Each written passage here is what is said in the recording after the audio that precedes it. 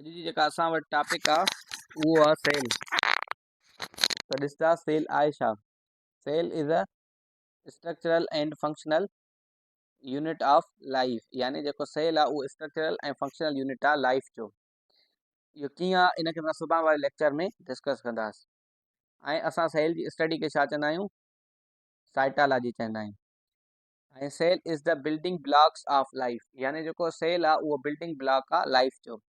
कीअं ॾिसो, जेका हिकु दीवार आहे उहा छाजी ठहियलु हूंदी आहे, त हिकु जेके सिरूं हूंदियूं आहिनि उन्हनि जूं ठहियलु हूंदी आहे। हाणे ॾिस, सिरूं मिली करे उहे छा ठाहींदियूं आहिनि, हिकु भित ठाहींदियूं आहिनि। ईअं ई सेल मिली करे छा ठाहींदा आहिनि, टिशू ठाहींदा आहिनि। हाणे ॾिसो, हाणे उहा भित त ठही वई, उहा छा, उहा वरी जेके चारई भितूं आहिनि, माना चार भितूं मिली करे हिकिड़ो छा ठाहींदियूं, कमिरो ठाहींदियूं। ईअं ई टिशू मिली करे हिकिड़ो ऑर्गन ठाहींदियूं आहिनि। जीअं असांजो माउथ आहे, जीअं असांजो एसोफेगस आहे, या जीअं असांजो इंटेस्टाइन आहे, जीअं असांजो स्टमच आहे, इहो ऑर्गन ठाहींदियूं आहिनि। सेल मिली करे टिशू ठाहींदा आहिनि ऐं टिशू मिली करे ऑर्गन, ऐं ऑर्गन मिली करे हिकिड़ो ऑर्गन सिस्टम ठाहींदा आहिनि। कीअं, जीअं असांजो माउथ थी वियो, इंटेस्टाइन थी वियो, एसोफेगस थी वियो, स्टमच थी वियो, इहे जेके आहिनि मिली करे हिकिड़ो सिस्टम ठाहींदा आहिनि जंहिंखे असां चवंदा आहियूं डाइजेस्टिव सिस्टम।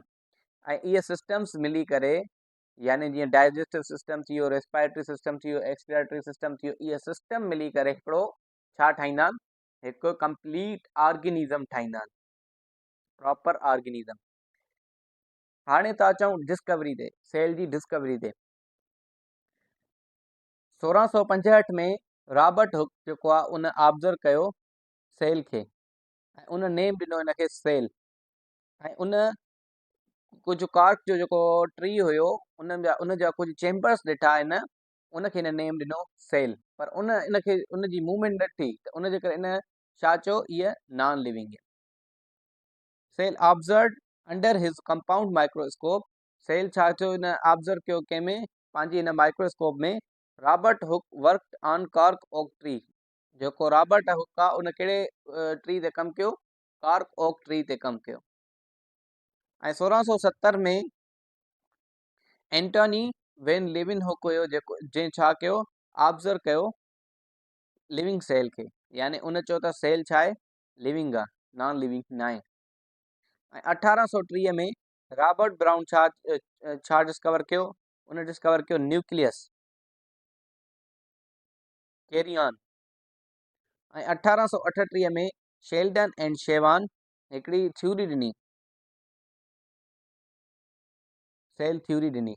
ऐं 1855 में रोडॉल्फ विर्च्यू जेको हुयो, उन हिकिड़ी पॉइंट एड कराई कंहिंमें, सेल थ्योरी में। जेका उहा कहिड़ी पॉइंट हुई, new cells arise from pre existing cell. ऐं अॼु असां सेल थ्योरी खे बि ॾिसूं था, त उहा सेल थ्योरी आहे छा।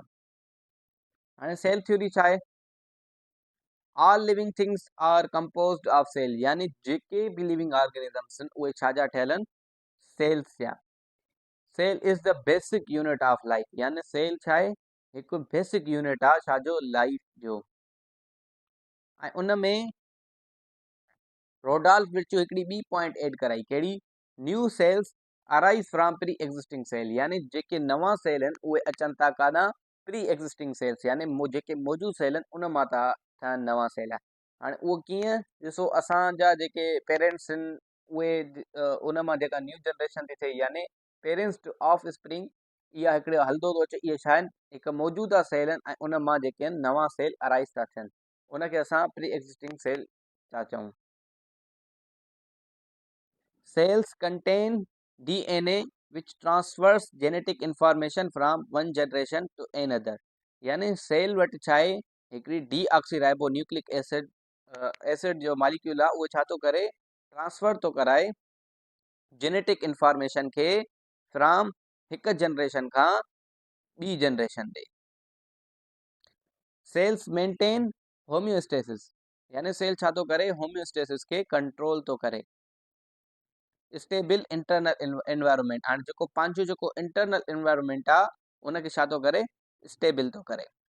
Through regulation of metabolic process, छाजे थ्रू, मेटाबॉलिक प्रोसेस जे थ्रू। ऐं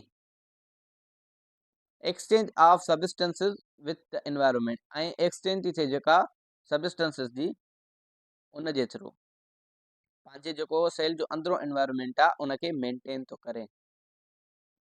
इहा हुई अॼु असांजी जेका टॉपिक हुई सेल जो इंट्रोडक्शन ऐं असां जेका सुभाणे डिस्कस कंदासीं उहो असां सुभाणे डिस्कस कंदासीं सेल जी स्ट्रक्चर ऐं फंक्शन खे, यानी cell is a structural and functional unit of life. असां हिनखे ॾिसंदासीं त कीअं आहे सेल हिकिड़ो स्ट्रक्चरल ऐं फंक्शनल यूनिट लाइफ